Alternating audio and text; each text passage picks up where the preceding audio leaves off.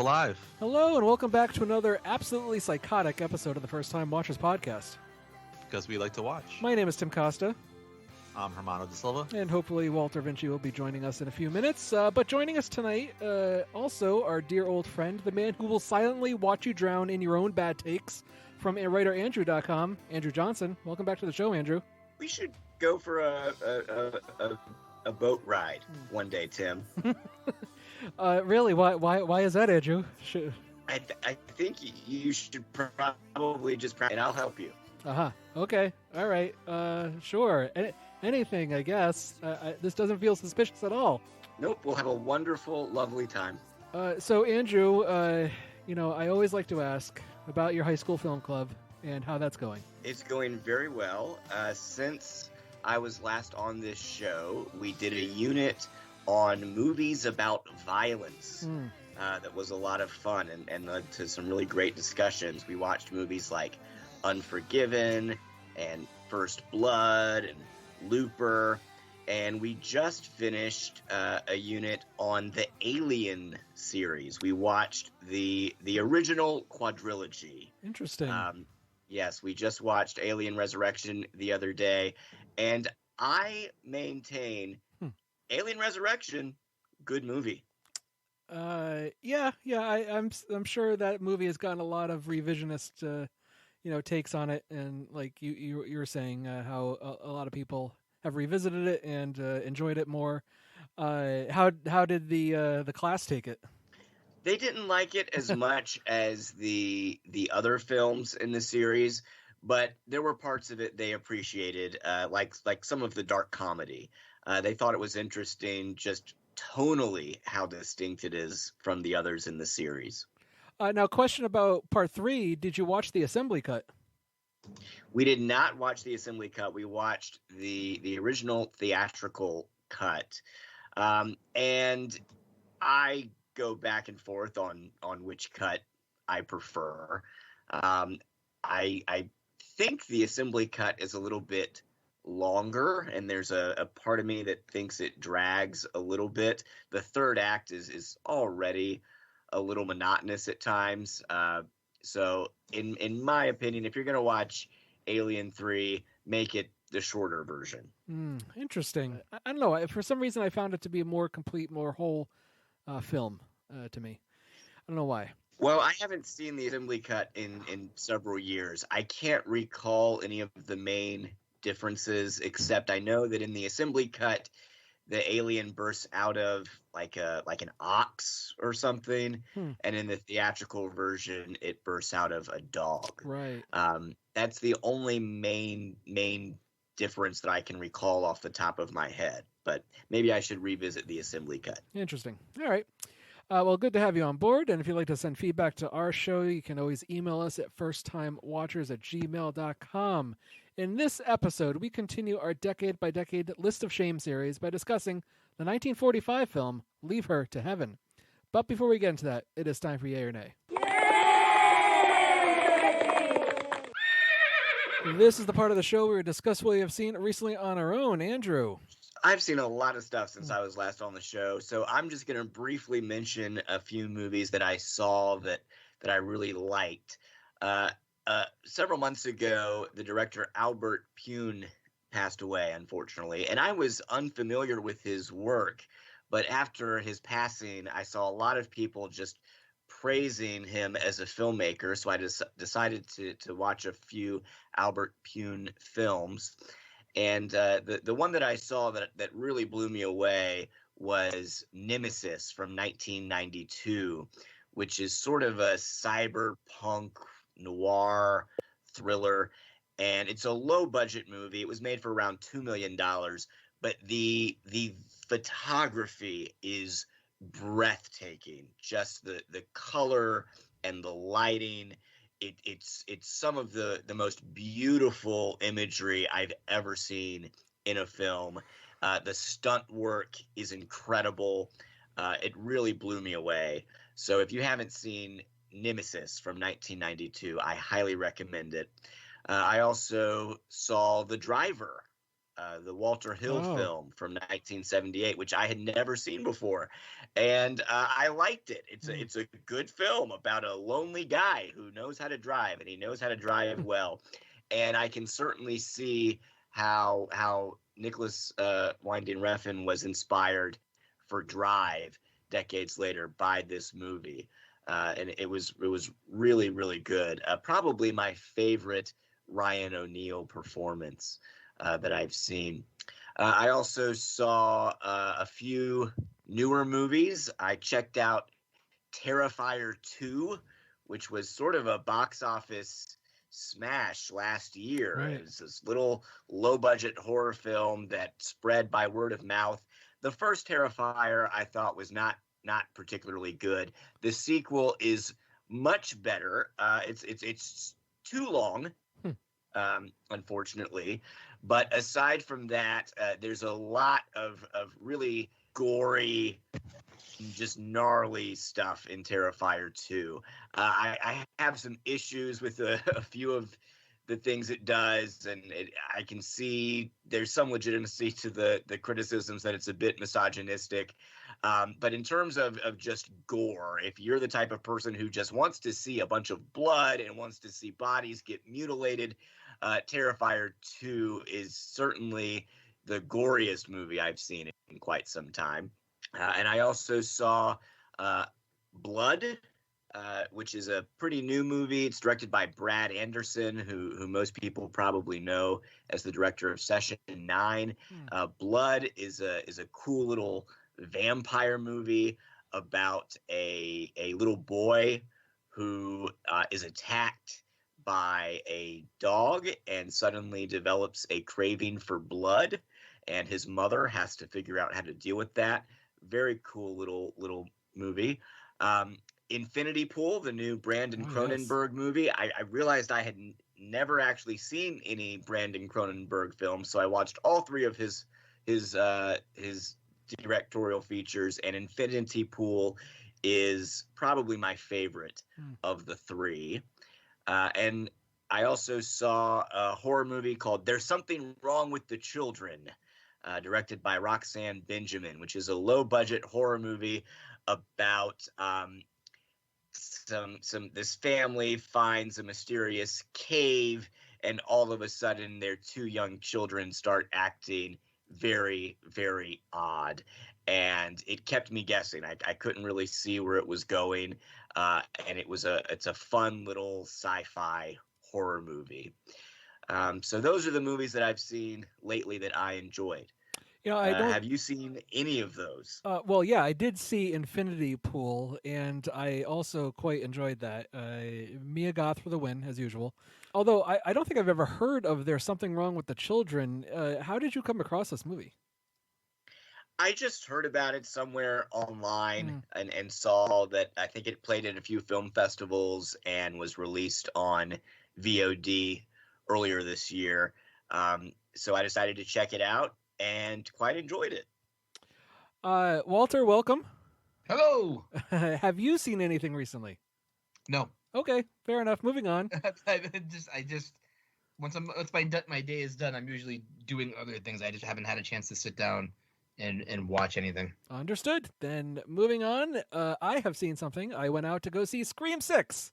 Scream 6. Hey, how was it? I enjoyed it. Look, the series continues to be one of the more consistent franchises in recent memory. It just produces entertaining entries, you know? However, I can say this one can essentially be described as the Charlie Day in front of the map with string gif. Because the amount of lore heaped onto us as a viewer is a bit much. You know, you really need to have a good foundation of knowledge of the previous 5 movies to really appreciate this one. So even though the characters take the time to describe what happened and who everyone is, it's just a lot. I kind of wished I had at least revisited the previous movie that came out last year before going into this one, because I found myself thinking okay, who are these characters and what happened? But fortunately enough, they do go on to explain a lot of who these people are and what happened, just as a reminder. every set piece is entertaining. It's just the moments in between those set pieces that I think I struggled with a bit, because it seemed like they didn't really know what to do with the characters. They used those moments to just have them sit around and contemplate with like manipulative music. So, and I don't remember having this feeling with the other ones. I could be wrong. I don't know. It's just my memory of the previous movies didn't feel like they were kind of treading water until the next set piece. So, and I will say the final killer monologue is an eyebrow raiser with only how bonkers that person's delivery is. They go full nutso, and if you buy into their wavelength, you might find it amusing. I can see it being off-putting to a degree, but I found it entertaining. So yeah, no, it's a yay for Scream 6. Hermano, what have you seen? I just finished 2 series I'd been watching over the last like 10 weeks or so. The first one was on Peacock, Poker Face. Oh, I've watched a few episodes of this. Oh, Good show. Yes, it is a good show. Agreed. Starring Natasha Lyonne, Benjamin Bratt. Is it a spoiler to say a certain Hellboy is in this? Interesting. That's all I'll say. Okay. But so basically, Natasha Lyonne stars as a woman who has the uncanny ability to tell when someone is lying, and due to some events, she gets to put that ability to good use. Basically, a mystery of the week. Bullshit. Ha! It's true. I'm not lying, Tim. And it's mostly resembles Columbo, I would say. If you had to compare it to another, probably a big inspiration for the show, I would say it's Columbo. Even in her mannerisms, I think she's doing a little bit of a Columbo thing. Indeed. Natasha Lyonne, in her real life, I'll just say she'll probably quit smoking because she is raspy as fuck. But I think it adds sort of a charm to her character. I don't know. It almost seems like a choice, but I think it's actually real life for her. So it's unfortunate, she'll never be a singer unless she goes for like a Macy Gray thing or something. But yeah, it's a lot of fun. I mean, I think it's unique in the way that it basically shows you and tells you who is involved in the murder and the reasons they did it. And then, the show goes into how Natasha Lyonne's character gets involved, and you really have to buy in because she seems to always be in the right place at the right time to solve these murders. But it's really a throwback mystery show, and if you're on its wavelength, if you liked those like 80s, 70s, 80s style detective mystery shows, I think you'll really get a kick out of it, this updating. So I enjoyed it. I would absolutely say yay, and people should check it out if they've been putting it off. I agree.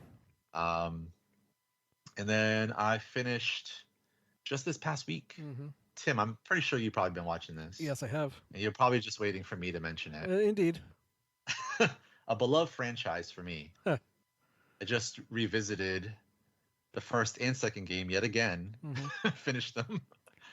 The Last of Us. Yep. TV series adapted from the first game. It came out in 2013. Beloved franchise for me, like I was saying. I've now beaten the first game, I want to say 6 times. Wow. And I've beaten the second one 3 times now. And I would say I think they did an amazing job. Look, it's always hit and miss with adaptations, especially video game adaptations. Yeah, I think we've said this before. You're already starting with an easily adaptable source material. Yeah, the game is. And they did basically they did a copy and paste for the most part, and the things they did change, I think, are minimal, and the things that they changed that were big changes, which I would say is like the 3rd episode, were incredible. Right.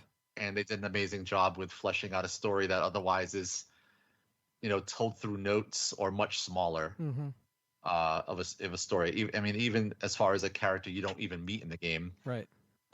They fleshed out that story, and it was beautiful, and it was probably the highlight episode of the entire series for me. But yeah, like I was saying, they did an amazing job. I think I was a little iffy on the actor choices at Yeah, first. it's interesting. It's interesting because you can, immediately after an episode, you'll see a comparison video of the gameplay and the show, Yeah. and even just going into the first episode, you're like, well, these people really don't look like them.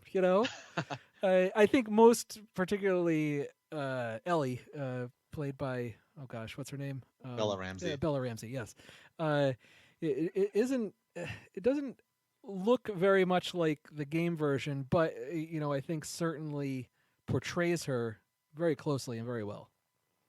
Yeah, I wasn't so much concerned with the way they looked, though. That Right. did stand out, of course. Yeah. But I settled in. I'll say that. Like at first, I was still iffy, and I was unsure about something they were doing with the Ellie character. They definitely changed her a bit from her version in the game. In the game, she seems much more childlike, but with a chip on her shoulder. Mm-hmm. And I feel like Bella Ramsey was playing her more with like she was childlike at times, but I just felt like they made her more almost too bloodthirsty. Well, I think you grow up in this world, even in the environment that she does, which is a replica of normal life. Yeah. You kind of grow up with this. Grow up too fast, essentially. Yeah, and again, that's not to say again this is a minor change. I don't think it breaks the character on any level. I just think that it was interesting that they changed her in that way because I felt like in the game, and this is something I'll lead into as well. In the game, I feel like it kind of slowly builds to her really having to commit violence. Mm-hmm. And I feel like in the game, there's like, I mean, in the show, there's even a moment where she comes across an infected person and she just curiously like stabs him, like for no reason. She could just walk away, but she just takes her knife out and just pokes it into him. Right. Yeah. And in the game, there's nothing like that. She's not, curious about like using her knife or wanting a gun so badly or anything like that. Yeah. So it's different. It's almost making it seem like she could be like a serial killer or something. But yeah, like I kind of bought in, like by the end, I think it doesn't stray that far away from the show. I mean, it really is a copy and paste, but on some level, I did feel like it felt a little bit like rushed. Not like Game of Thrones last season rushed, but like I feel like you miss some of those smaller moments you get in the game, and you spend more time with the characters, and there are like little things they left out for obvious reasons, but I think they're bonding moments in the game where I feel like they're missing here, and I feel like you lose a little something of them bonding over time, where in the show it felt like it just happened so fast. Like it just feels like I it happened agree. too quickly. I agree. Yeah, I was curious how they were getting so quickly to the finale, and I was like, there hasn't been enough of that connection that we experience in the game between them, and they really get to that in a specific moment at the end of the second to last episode. It was a very genuine and touching moment, and then they follow that up with a scene just between the two of them and a kind of a moment of pause, talking about Joel's history. I think that was one of the more touching moments of the series so far. In the final episode, and not in the game at all. So right. It's something they added. Right, and I don't know. I think it goes to show that the chemistry between the actors is great, and I just think they've done a great job of adapting it to suit a series format, and you don't have it continually strayed away from infected confrontations. Happened every once in a while, but obviously not nearly as much as what happens in a video game. But, oh no, in the game it's like every 10 minutes. And it's for the better. It's for the better because you have the time to focus on the people and the characters, and while still understanding the threat that's out there. So yeah, no, it's great, and I just having just finished the game, and I finished it as well last year or whatever, but man, I have no idea how the public is going to take the second part. And I understand that they'll definitely stretch it out for longer than the season, I think. However, they get to certain crucial moments that we see in the second game. I have a feeling that it could be a finale of the second season leading into the third season, or they could surprise us and just open it up right away with a certain moment, Yeah. And, I was talking to me earlier, and I was like, if they do it in the same sort of the way the second game does it, yeah. I think a lot of people are going to be very divided. Absolutely. I mean, for the game they were. I mean, people were like literally peeing their pants and crying, and message boards, Reddit must have been blowing up that day. Right. But all I'll say to end it is, whoever they cast as that character, mm-hmm. I hope they take every single one of their devices, never let them go online again. Yeah. For at least 5 years. Right. And then I hope that person has the thickest skin of all time, because I think they're going to need it, especially if they're a younger person like I'm expecting. So yeah, absolute massive yay for The Last of Us.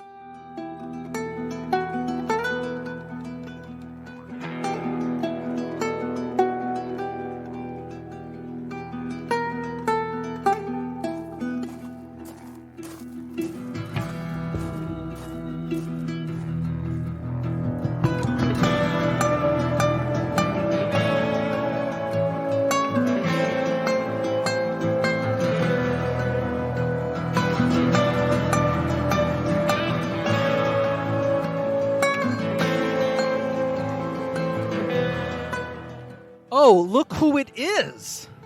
Yes, it's me, the solution to all of your problems. So, Wally, you found a way to clear those charges off of Tim's card? What? No. I mean, I could, but that's the retainer fee, so it's just going to come back each month. Each month? Each month? What? Oh, look who it is! Well, hello, Andrew. You know what show you should always take a look at? The In Session Film Podcast. That's right, Tim. The In Session Film Podcast is JD and Brendan. Yes, Brendan. Talk about a looker. I see we are no longer hiding it these days. Not while the end is nigh. Anyways, each week the In Session Film Podcast chooses a movie to review. Then discuss a topic based on what they just saw. And this week, the In Session Film Podcast is reviewing Scream 6. And then recap the 2023 Oscars. You can find their show on Apple Podcasts by searching for, you guessed it, the In Session Film Podcast. Or on the web at InSessionFilm.com. So if you're in the mood for more great movie reviews and discussion, then check out the In Session Film Podcast on Apple Podcasts. Or on the web at InSessionFilm.com. So, have I walked into the usual wacky hijinks? No, just some fraud.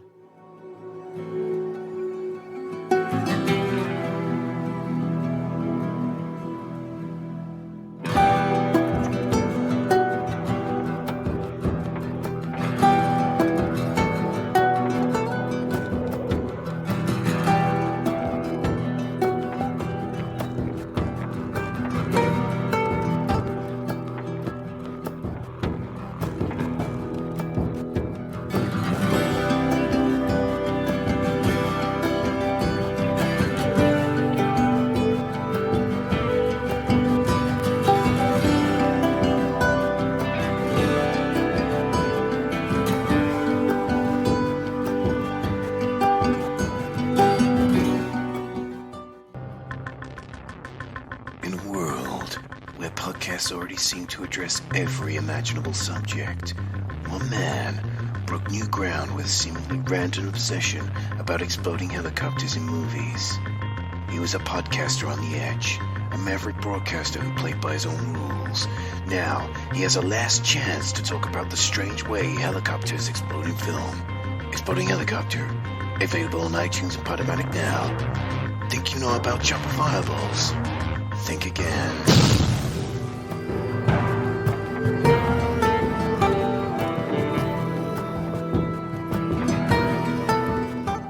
This podcast is a proud member of the Lamb Podcasting Network. Find the network at largeassmovieblogs.com.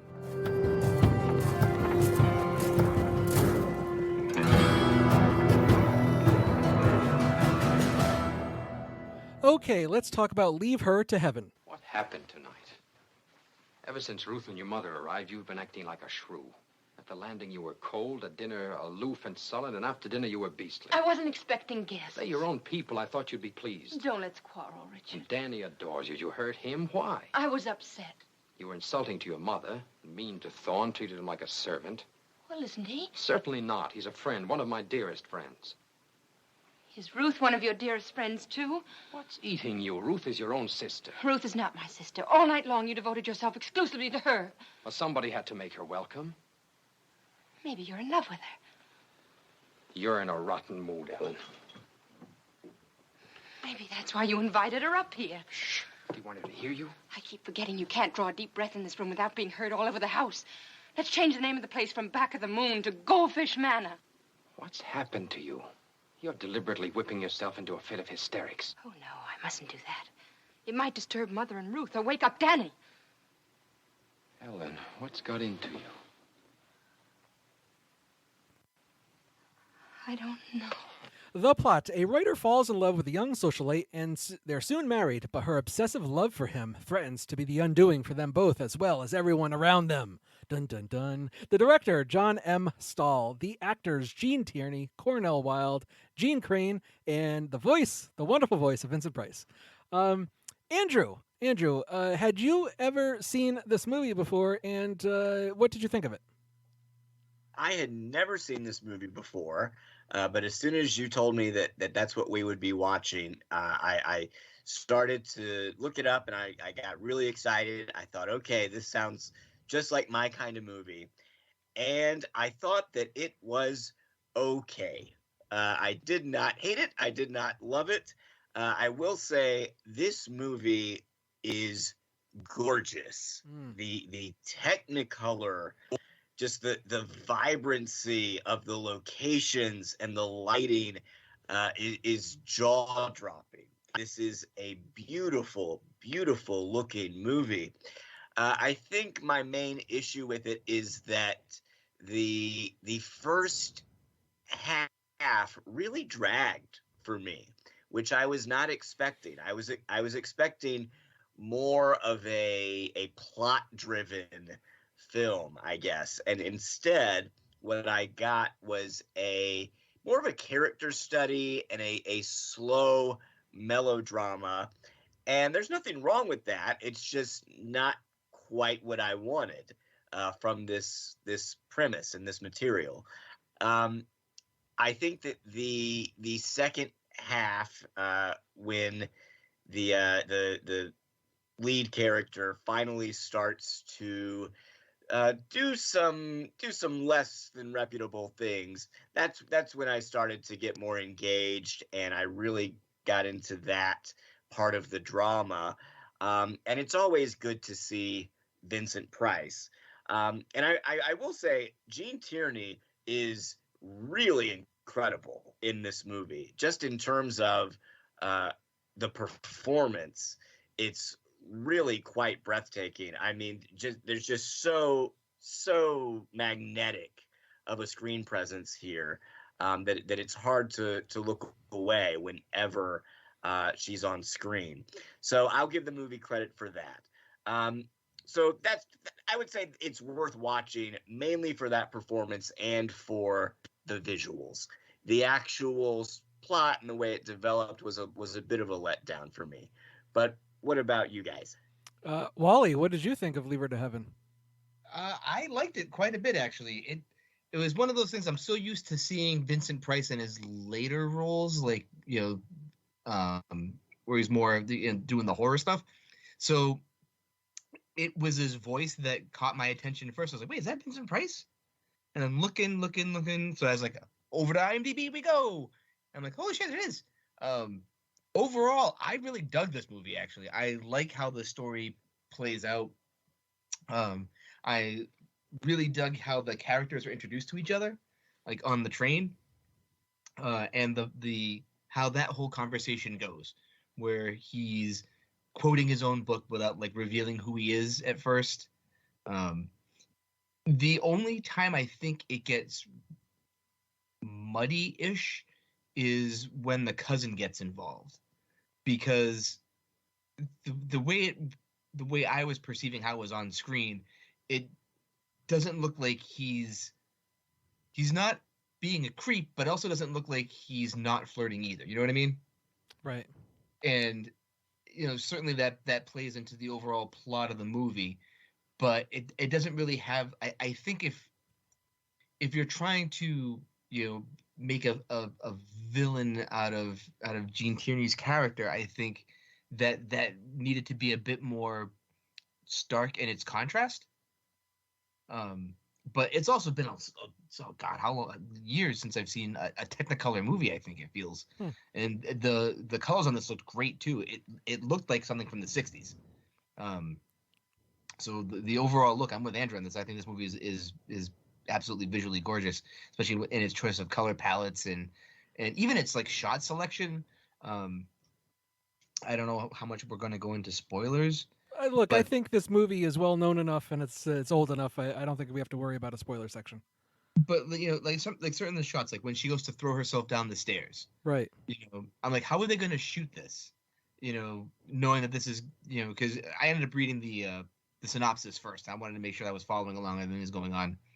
I was like, how are they going to shoot this around this time? And super simple. It's just her feet with the shoe caught in the rug, and then an off-camera scream. Awesome. Yeah. You know what I mean? Leaves you to believe, leaves you to fill in the blanks in your mind. And it's probably, more horrific than, what they would have actually shown if they had shown it on screen. So I like how this movie just takes its time in giving you this like steadily increasing madness of Gene Tierney's character. Mm-hmm. I mean, even so far as Gone Girling herself. Right. Right. Hermano, you had become aware of this movie and recommended it to us, I think for similar reasons that you've stated in previous episodes. What did you think of this one? Yeah, like I told you guys, Mia had seen this first, and I had been in the room, and I think I had caught the second half primarily, and I remember feeling like it felt like it had some dark elements to it that I wouldn't have expected to be in a film that otherwise seemed pretty wholesome based on the way the characters were acting and things like that.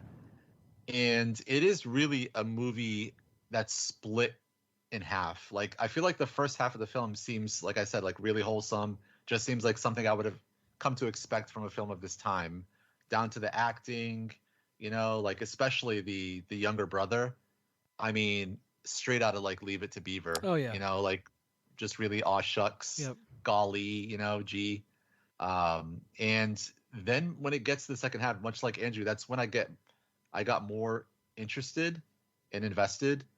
Wally already mentioned one of my comparisons I was going to make. Like, if I had to describe this film to someone to try to get them to watch it, I would say it's like if like Fatal Attraction and Gone Girl had a baby.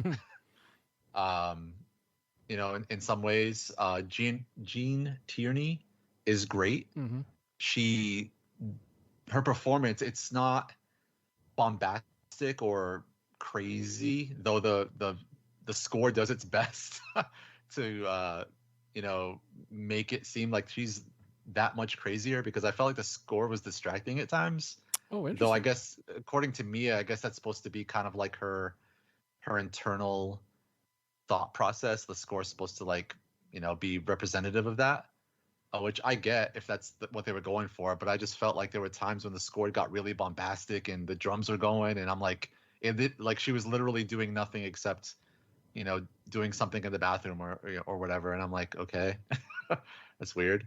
But yeah, I dug it a lot. Like I was kind of floored by some of the subject matter in the film.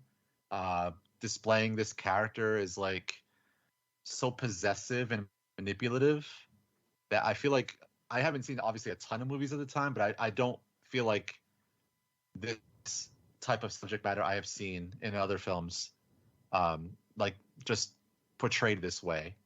I felt like they were like it got really dark, man. Like the brother scene in the lake, Mm-hmm.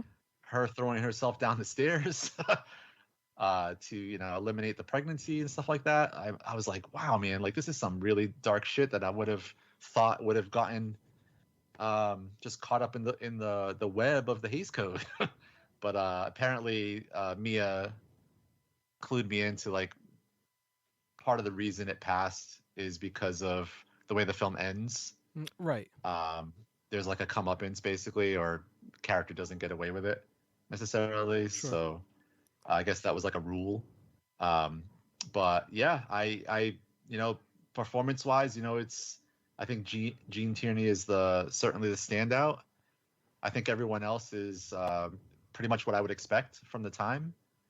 But yeah, dug it overall, and I'll second or co-sign everyone else saying how amazing it looked. I love me a good film actually shot in Technicolor and not like post-converted, because it just looked gorgeous. Like just the colors really popped. Even watching it on YouTube at 720p, and it looked really great. And I remember when Mia saw it, she saw it on the Criterion channel, and unfortunately it wasn't on there anymore.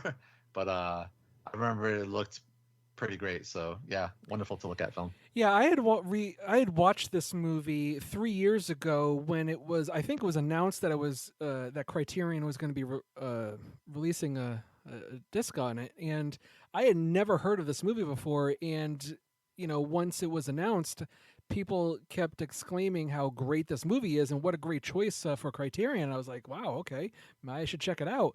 And the first time I watched it, I was kind of middling on it. I was like, okay, I don't think I really engaged enough with it. I thought it was maybe a little long, and I wasn't really sure about Gene Tierney's, not her performance, but just the character, Ellen's motivations. And I think I was a little hung up on the labels of like film noir that it was given, and I was my expectations going into it, I think, were a little skewed based on what I had read. I was just like, well, that was a little underwhelming. But a rewatch a few days ago, I was came away a lot higher on it, and I was kind of surprised how much more I liked it on the rewatch. I was really drawn to the craft of the film and Gene Tierney's performance as someone who is just psychotic. She is someone who will do absolutely anything, no matter how cold-blooded, to get what and who she wants.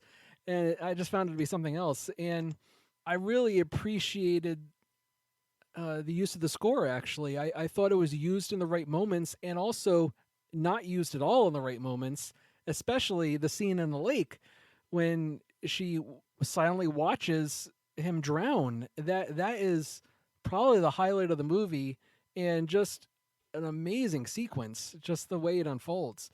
And I think a lot of it is due to the choices in and how it's shot, and the choice of not to use any music. It's just really cold-blooded.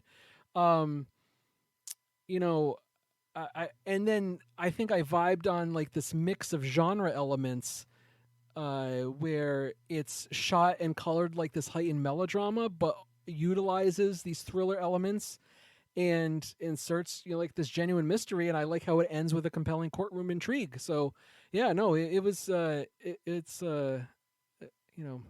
raised in my viewpoint on a rewatch. And I echo a lot of what you guys have already said about the movie and the performances and the color. The use of color in this movie is fantastic. Andrew, anything else specific you want to mention about this movie? Yeah, I'm curious what you all think, because this film is listed in many places as an example of film noir. Yeah. But I was doing some reading on it, and I know that some scholars and critics don't consider it to be an example of noir. And when I watched it, I found myself really resistant to labeling it an example of noir. So I'm curious what you all think. Is that label applicable to this movie, and if so, why? I don't consider it a film noir, and I think it's because like all the examples that I know of film noir are all crime stories. There's usually a murder, a theft, an abduction that someone's got to get to the bottom of. And there's sure Gene Tierney is is the beautiful foil, but we are seeing crimes happen with her as the villain, but there's no there's no one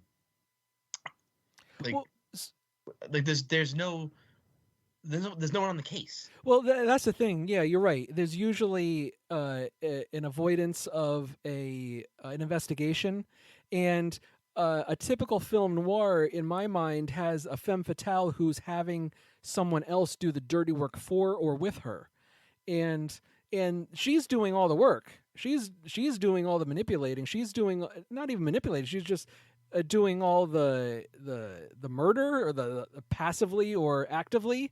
She even kills herself in order to get back, ultimately at the person that she couldn't have.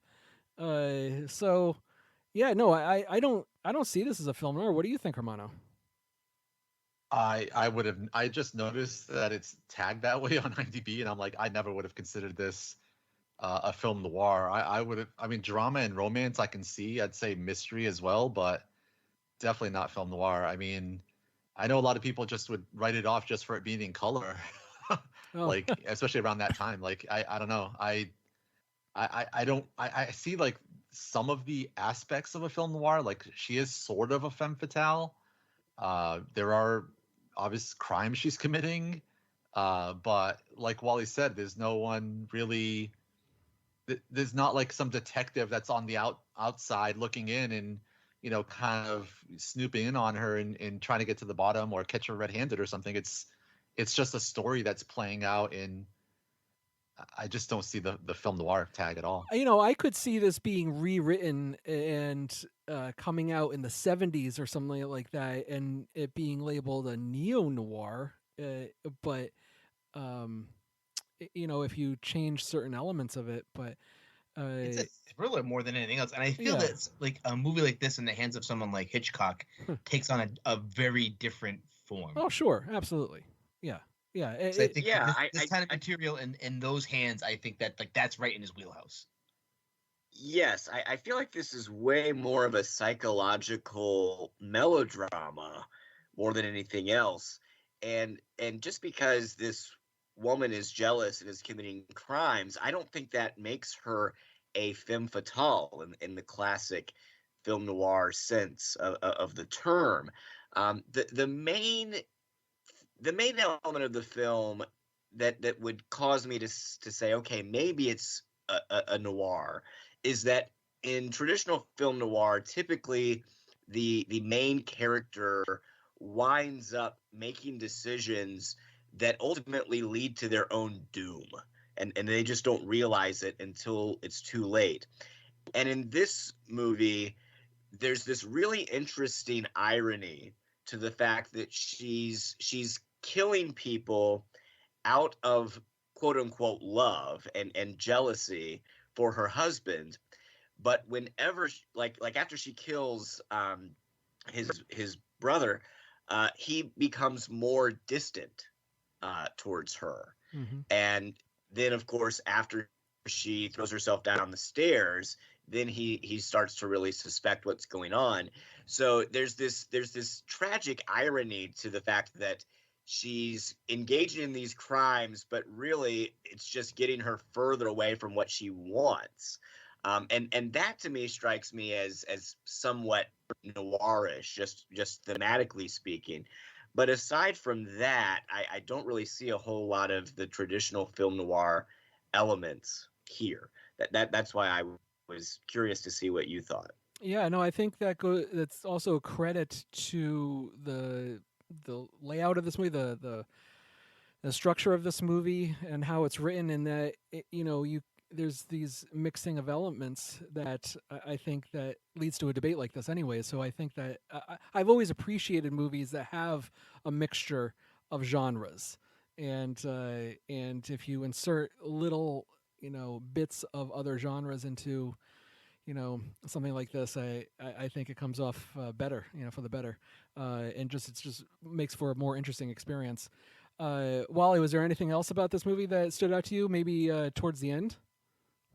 I mean, the end felt almost rushed and not long enough. I feel that the court.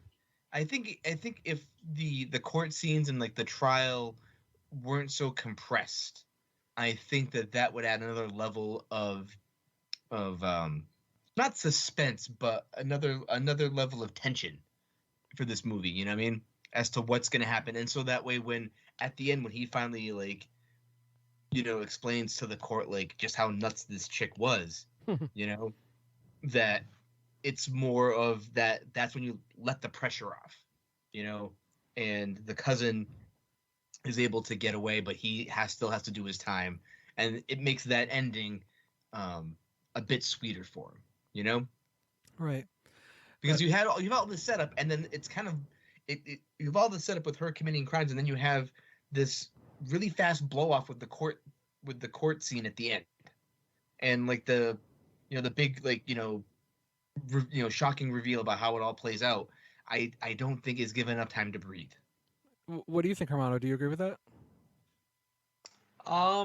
Yes and no. I do feel like it feels kind of. I would have liked to see it drag out a little further, mostly because I would have liked to have seen more Vincent Price. I feel like he's stealing every scene, and he's only in really 2 scenes in this entire movie, in the middle and towards the end. So, but he's great, man. He's totally outshines everyone on screen just in his performance. Is as this prosecutor and stuff, just amazing stuff. And imagine if court actually played out like this, him just divulging this information, and it's literally just from one person's perspective. There's no evidence involved. There's no anything. It's just your word against mine, basically. And it seems to play out according to those confessions. They buy his story about his ex-wife or whatever being involved in the murder of his brother, and he gets implicated in that as well.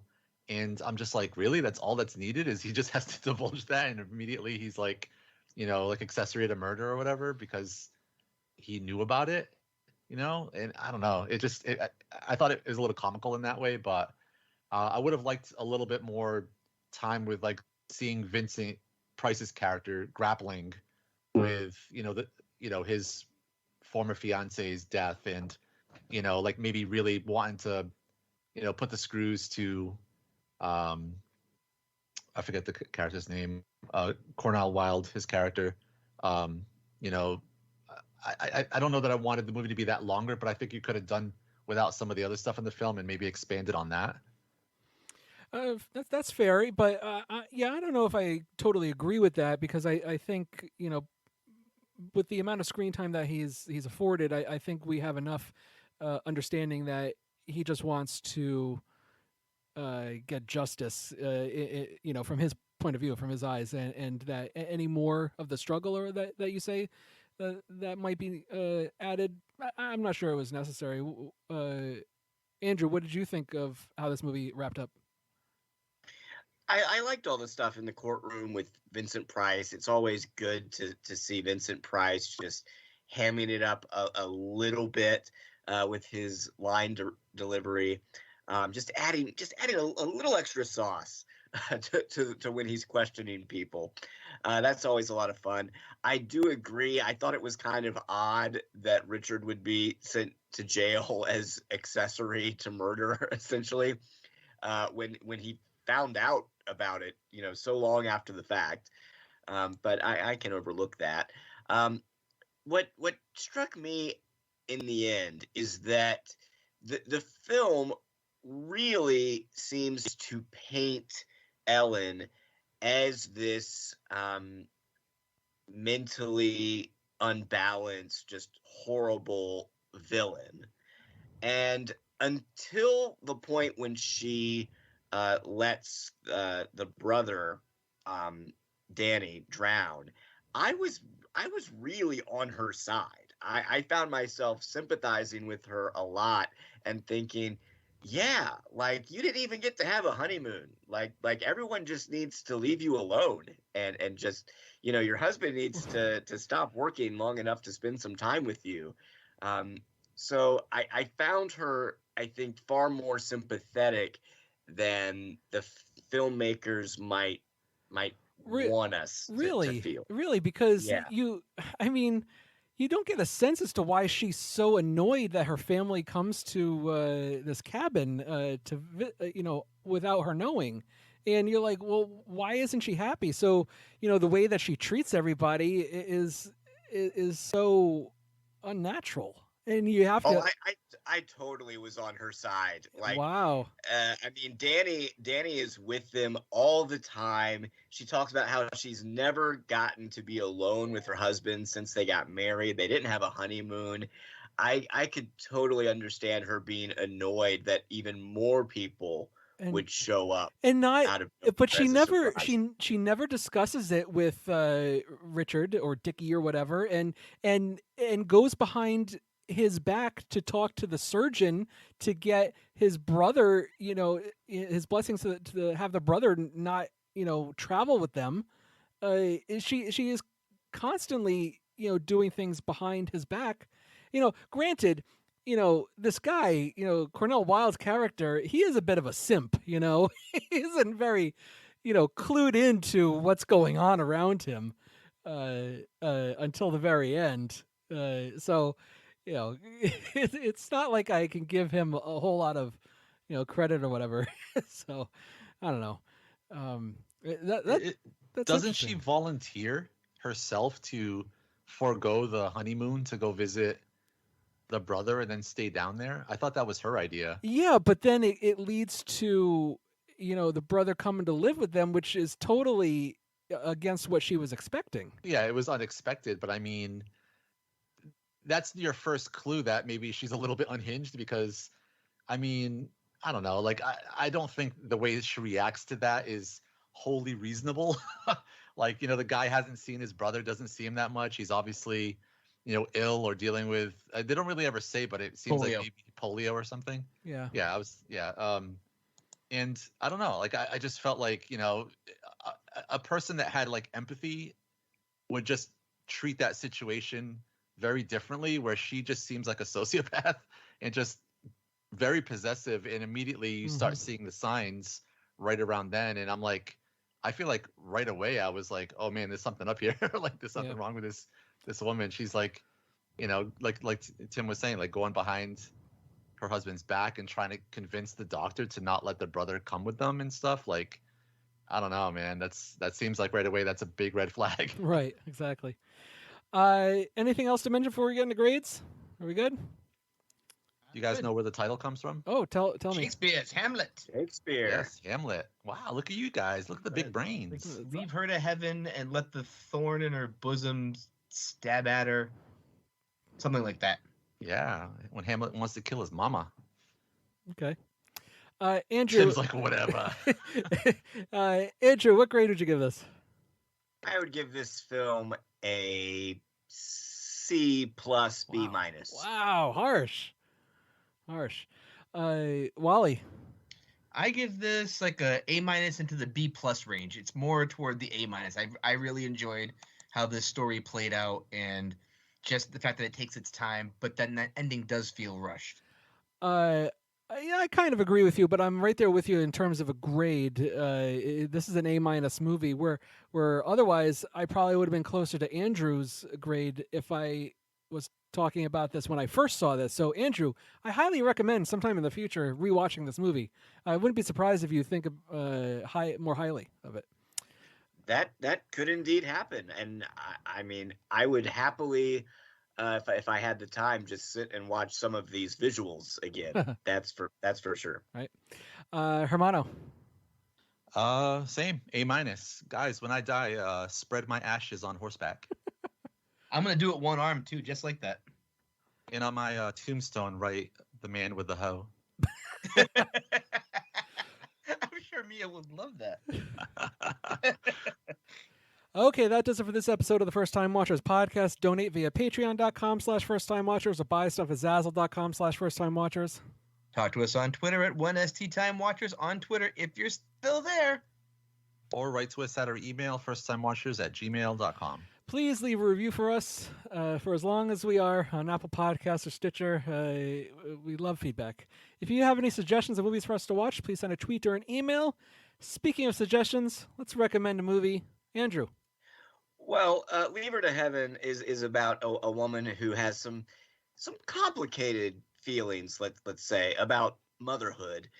So I want to recommend a new movie that just came out a few months ago, I believe, and it's called Baby Ruby, and this is directed by Bess Wall, and it is about a lifestyle influencer who's pregnant, looking forward to having her baby, and then once the baby is born, things start to get weird, and it's unclear whether or not this baby is normal. Is this mother just suffering from postpartum? What exactly is going on here? And things gradually start to get weirder and weirder. And I found myself pretty engaged throughout the entire movie. So if you're looking for just a paranoid psychological film about motherhood, give Baby Ruby a shot. I will recommend a movie that came out last year called See How They Run, starring Sam Rockwell and Saoirse Ronan, where as IMDb says, in the West End of 1950s London, plans for a movie version of a smash hit play come to an abrupt halt after a pivotal member of the crew is murdered. And it's a fun romp of a murder mystery. And it's quirky and funny in all the right places. I don't think it ever overstays its welcome.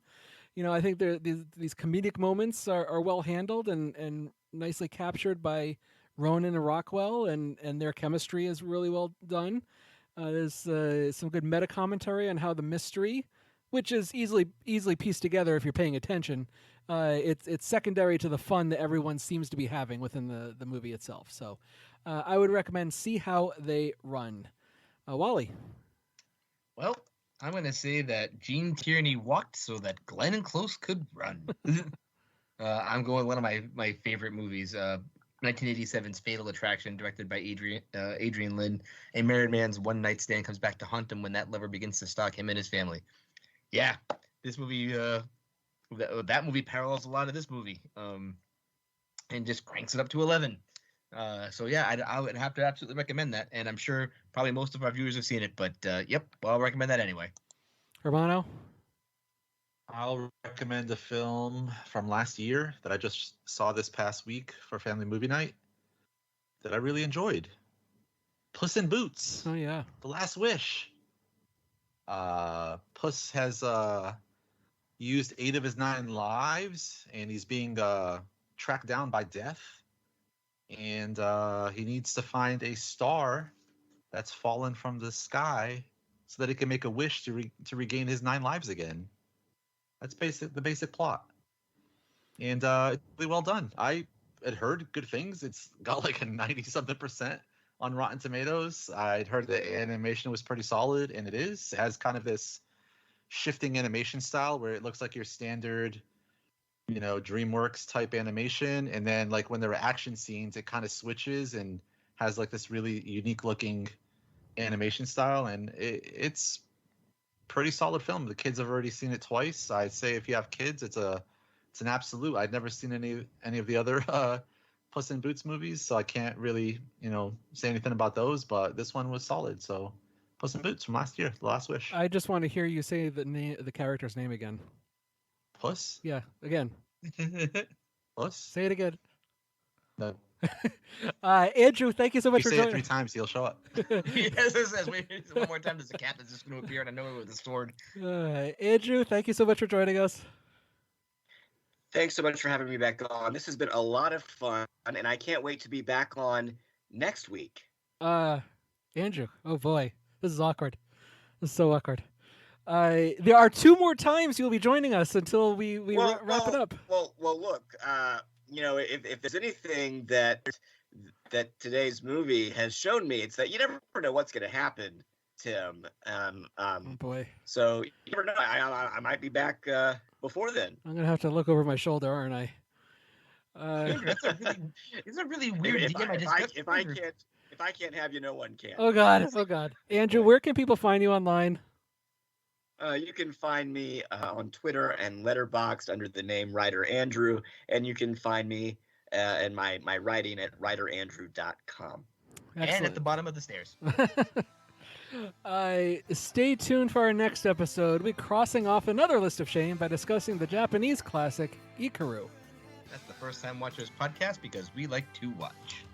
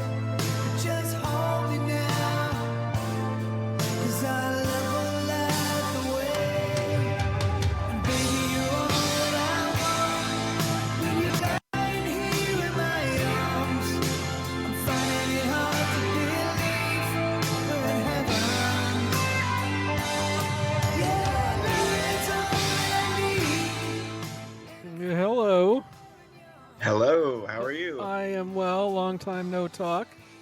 Yeah. How's it been? Oh, it's been just overcoming a flood in the basement, but we're good. Everybody's good. Everybody's fine. Okay. How are you? Is insurance gonna cover that? Insurance covered it, and we got a new sump pump put in, and you know how it goes. Yeah. Yeah. Are you a homeowner? Are you a house owner?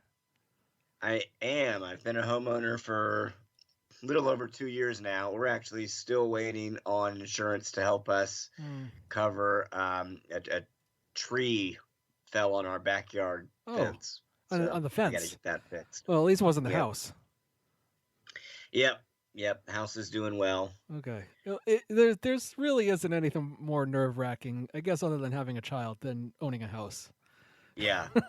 Yeah. It's just like constantly like, what will go wrong? What is going to go wrong? What is leaking? Where's the water coming from? Will the water get in there? Will there be mold? Will there be anything?